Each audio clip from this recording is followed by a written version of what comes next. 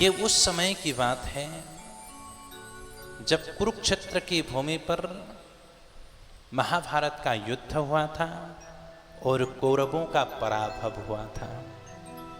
पांडव विजयश्री हुए थे। उस कुरुक्षेत्र की भूमि पर हजारों लाशें बिखरी हुई है, हजारों लाशें। ऊपर से जो गीध हैं वो आकर के उन लाशों को नोच नोच करके खा रहे हैं। दुर्योधन का भी अर्धमृत अवस्था है। भीमसेन के विशाल गदा ने दुर्योधन का उरुदंड का भेदन किया है। उस समय अश्वत्थामा आता है और कहता है, मित्र मैंने तुम्हारा नमक खाया है और आज तुम्हारी ये गति, बताइए तुम्हारी अंतिम इच्छा क्या है। मैंने तो तुम्हें पहले बोला था कि सेनापति मुझे नियुक्त कर दो। मित्र तुमने मुझे सेनापति नहीं बनाया, तुमने भीष्म को सेनापति बनाया। और मेरी इच्छा थी और मैं आज भी तुम्हें बोलता हूं कि मुझे सेनापति नियुक्त कर दो। तुम्हारी अंतिम जो इच्छा है उसको मैं पूर्ति कर दूंगा। दुर्योधन ने कहा, जब सेना ही नहीं है तो सेनापति बन करके क्या करोगे। अश्वत्थामा ने कहा, बस मेरी ये इच्छा थी, तुम बना दो और अपनी अंतिम इच्छा बोलो। दुर्योधन ने सेनापति नियुक्त कर दिया और कहा कि हम 100 थे, आज 100 में एक भी नहीं है, और वो 5 थे, 5 में आज 5 ही सुरक्षित है। ये अंतिम अवस्था में कम से कम में एक की तो मृत्यु हो जाए, बस मेरी तो यही इच्छा है। देखिए अंतिम समय में दुर्योधन की ये मति है, ये सत्संग का अभाव है। अंतिम समय में भी स्वयं को नहीं सुधारा, वो दूसरों का अहित चाहता है, वो पांडवों का अहित चाहता है। अश्वत्थामा ने कहा, तुम एक की बात करते हो, मैं तुम्हारे पास पांचों के सिर ला करके रख दूंगा। रात्रि का समय था, अब सोचने लगा पांडवों पर कैसे विजय प्राप्त करें। वहां पर एक उल्लू को देखता है और वो उल्लू समस्त कौओं को मार गिराता है। इसने उल्लू से शिक्षा ले ली। ओहो, सोते हुए प्रबल शत्रु को मारा जाए, उस पर हमला किया जाए। अश्वत्थामा ने उल्लू को गुरु बना लिया। अरे गुरु किसी हंस को बना लेता, और उल्लू को रात में दिखाई देता है, कौओं को रात में नहीं दिखाई देता। समस्त कौओं को मार के खा गया वो। उल्लू को इसने गुरु बना लिया और शिक्षा प्राप्त कर लिया कि सोते हुए प्रबल शत्रु को मार दो, लेकिन जाको राखे साइया मार सके न कोई। जिसके रक्षक बाबा श्याम हो, हारे का सहारा, बोलिए ना, हारे का सहारा। बस जिसके रक्षक स्वयं प्रभु हो, उसका कौन क्या बिगाड़ सकता है। प्रभु ने कहा, आज विजय की रात्रि है, संत महापुरुषों के आश्रम में जाएंगे सत्संग के लिए। प्रभु ने समस्त पांडवों को लेकर के चले गए। उधर अश्वत्थामा प्रेरित होकर के आता है। शिविर की रक्षा का भार भगवान भोलेनाथ को सौंप दिया। भोलेनाथ से भयंकर युद्ध होता है। भोलेनाथ ने अश्वत्थामा के समस्त अस्त्र को निगल लिया। अश्वत्थामा समझ गया ये कोई वीर पुरुष है, स्तुति करने लगा। और भोलेनाथ क्षणे रुष्टा क्षणे तुष्टा, रुष्टा तुष्टा क्षणे क्षणे। भोलेनाथ प्रसन्न हो गए, वरदान मांगो, क्या चाहिए वरदान। अश्वत्थामा ने कहा, बस मैं सोते हुए प्रबल शत्रु को मार सकूं, मुझे आपका पाशुपत अस्त्र भी प्रदान करें। भोलेनाथ ने विचार किया कि आज प्रभु ने इस शिविर की रक्षा के लिए मुझे क्यों नियुक्त किया है, क्योंकि मैं तो प्रलयंकारी देवता हूँ। इसका मतलब आज प्रभु प्रलय चाहते हैं। भोलेनाथ ने तथास्तु कह दिया। अश्वत्थामा जाता है। अश्वत्थामा पांडव समझ करके पांडव पुत्रों की हत्या करता है, शीश काट देता है पांचों की, प्रसन्न होता है, मैं सफल हो गया। दुर्योधन, मैं सफल हो गया। दुर्योधन के पास आता है। दुर्योधन भी प्रसन्न होता है और कहता है कि मुझे भीमसेन का शीश दो। और जैसे भीमसेन का शीश देता है, दुर्योधन कहता है अश्वत्थामा ये भीम नहीं है, ये भीम पुत्र है। तुमने इन निरपराध बालकों को मारकर हमारे कुल में पानी देने वाले तक को नहीं छोड़ा रे। दुर्योधन का भी प्राणांत हो जाता है।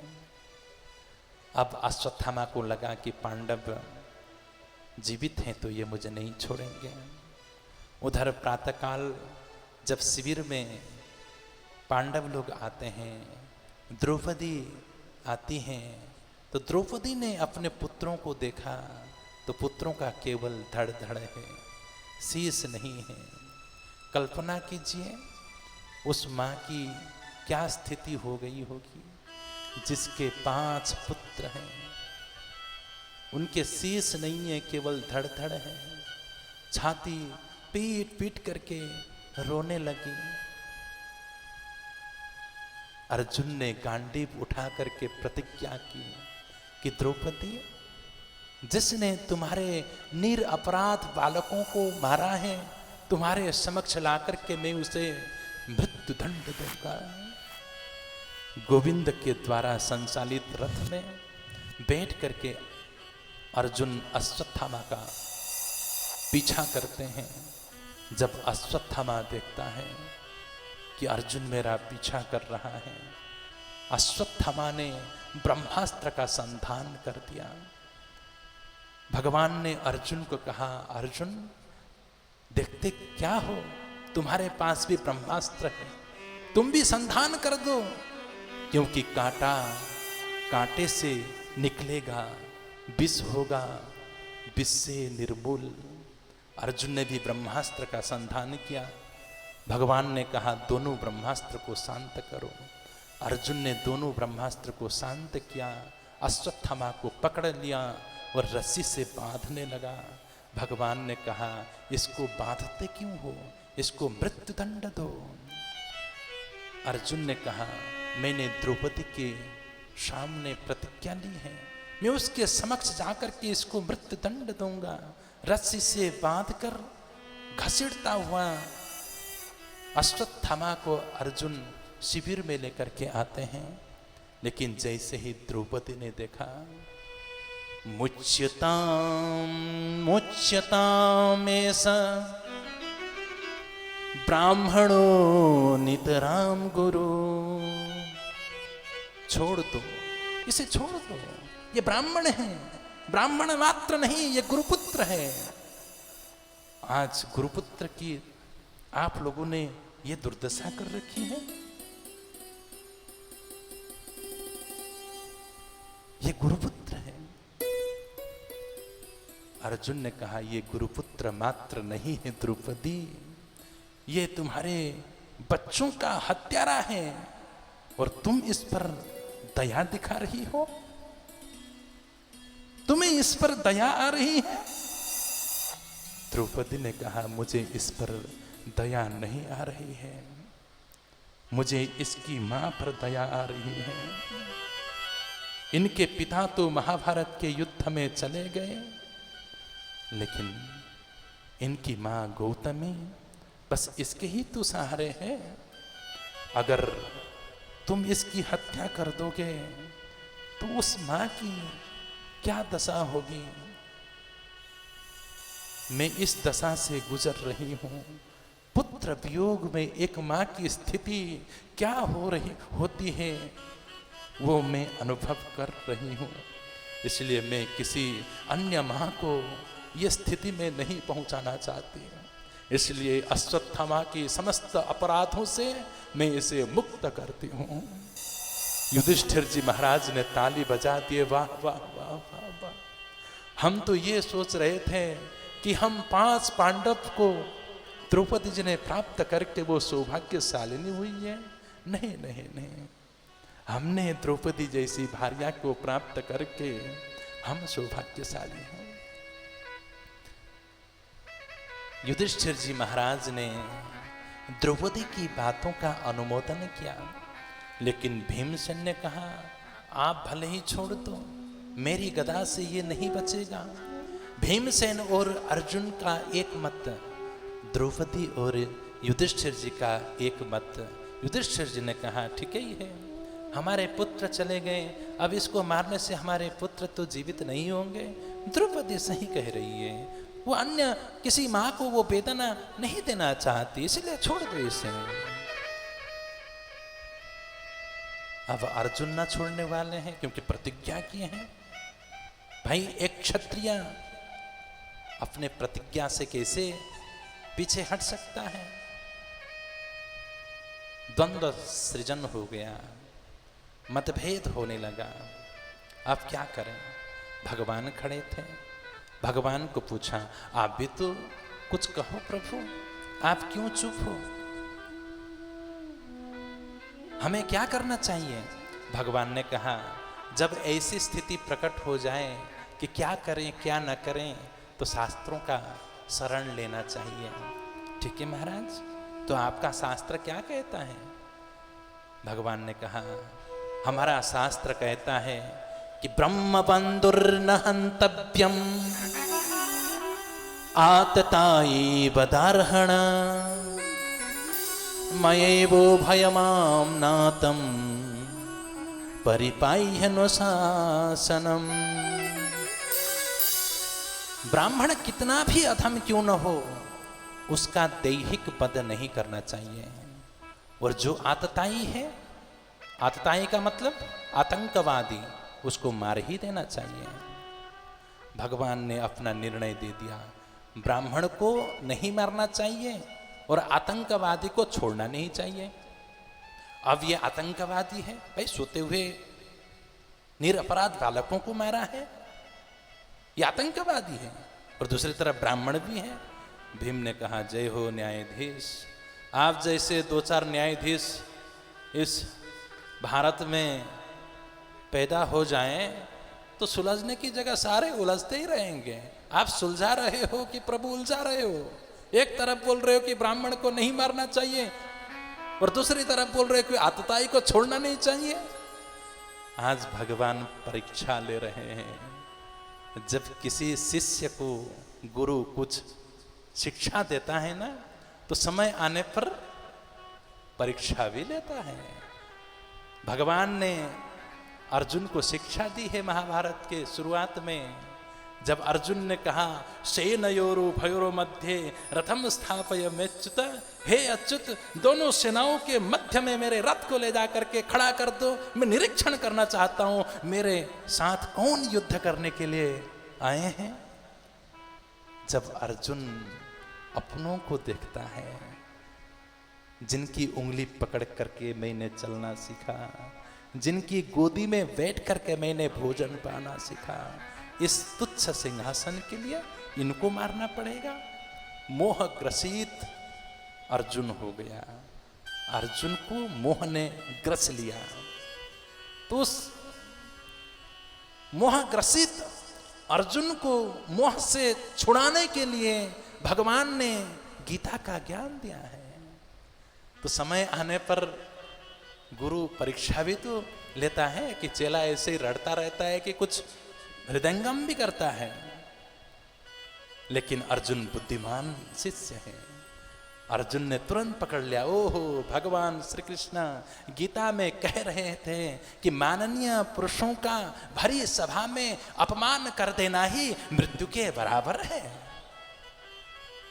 इसलिए अर्जुन का शीश मुंडन करके उस शीश से, उस सिर में मणि था, उस मणि को निकाल करके शिविर से धक्का मार करके निकाल दिया। यही अधम ब्राह्मणों का मृत्यु है। लेकिन अश्वत्थामा को तो शुक्रगुजार होना चाहिए था पांडवों का। काम तो मैंने मरने का किया था, लेकिन मुझे जीवन दान मिला। लेकिन अश्वत्थामा ने सोचा, मेरा जो इन्होंने अपमान किया है, मैं पांडव के वंश में पानी देने वाले तक को नहीं छोड़ूंगा। ध्यान क्या कौन है? उत्तरा का गर्भ है। अभिमन्यु की पत्नी उत्तरा का गर्भ है। उस गर्भ में अश्वत्थामा ने ब्रह्मास्त्र का संधान कर दिया।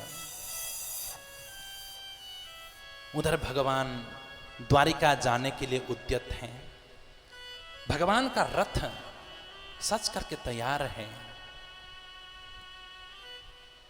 भगवान का एक चरण रथ में है और बाएं हाथ से रथ की ध्वजा को भगवान ने पकड़ा है और दाहिने हाथ से सबको अभय मुद्रा में प्रभु आशीर्वाद दे रहे हैं।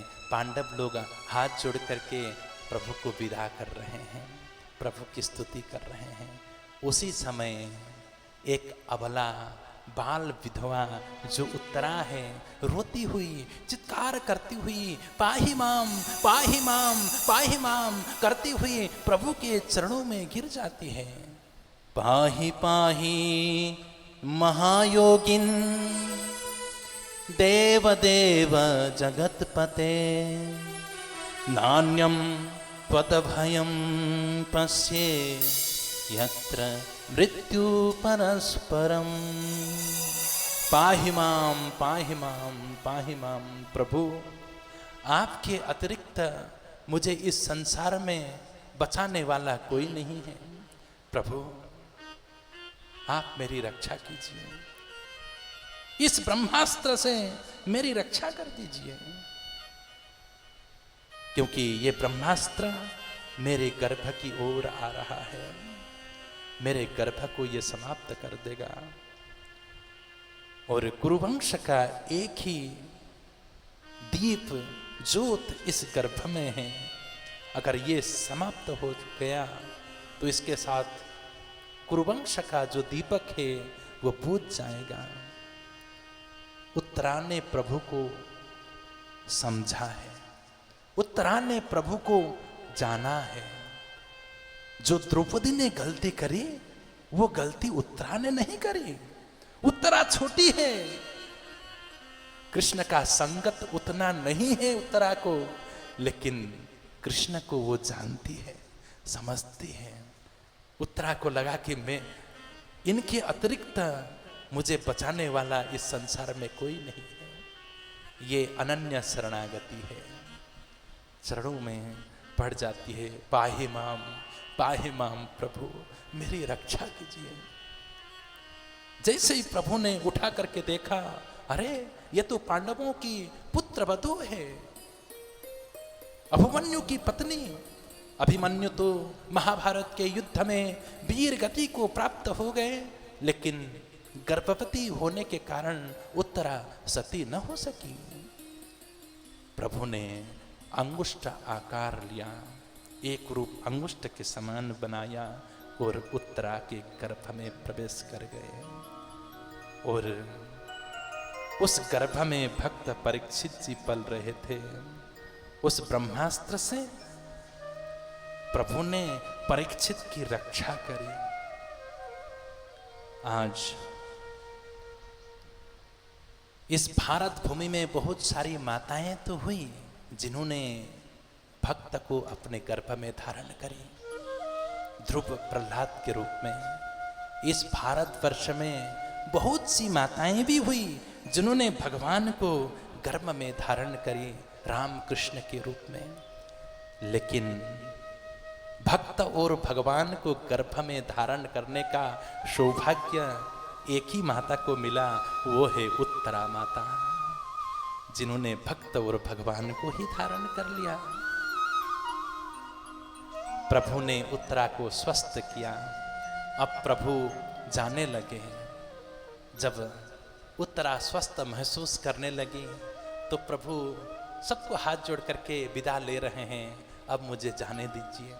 किसी को पता नहीं है, लेकिन कुंती माता को पता चल गया प्रभु इतना बड़ा कार्य करके जा रहे हैं, कोई प्रभु को धन्यवाद तक नहीं दे रहा है।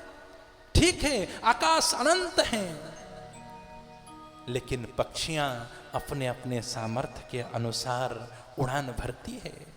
प्रभु भी अनंत हैं उसी प्रकार, लेकिन भक्त अपने अपने सामर्थ्य के अनुसार प्रभु का भजन करते हैं ना, प्रभु की उपासना करते हैं ना।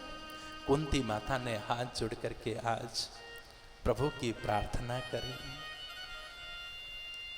नमस्ये पुरुषं त्वाद्य मीश्वरं प्रकृते परम अलक्ष्यं सर्वभूतानां अंतर्बहिरवस्थितम्। मैं आज भतीजे को नमस्कार नहीं कर रही हूं, क्योंकि भगवान कृष्ण तो भतीजा है। बोलती है आज मैं भतीजे को नमस्कार नहीं कर रही। भगवान ने कहा तो ये उल्टी गंगा काहे को बगा रही हो? अरे मुझे प्रणाम करना चाहिए, आप मेरी बुआ हो। बोलती आज मैं भतीजे को प्रणाम नहीं कर रही हूं। जब जब मैंने आपकी भगवत्ता को जान लिया, तब तब प्रभु आपने बुआ जी कह करके मीठी मीठी बातें करके बस मुझे मेरी भगवत्ता को भुला दिया। लेकिन आप बिल्कुल चुप रहिए। जो मेरे हृदय में जो प्रेम उमड़ रहा है उसको वाणी के रूप में कहने दीजिए। प्रभु मैं आज भतीजे को प्रणाम नहीं कर रही, तो किसको प्रणाम कर रही हो बुआ? बोले नमस्ये पुरुषं त्वाद्यम ईश्वरम प्रकृते परम। जो प्रकृति से परे ईश्वर है, मैं उसको प्रणाम कर रही हूं।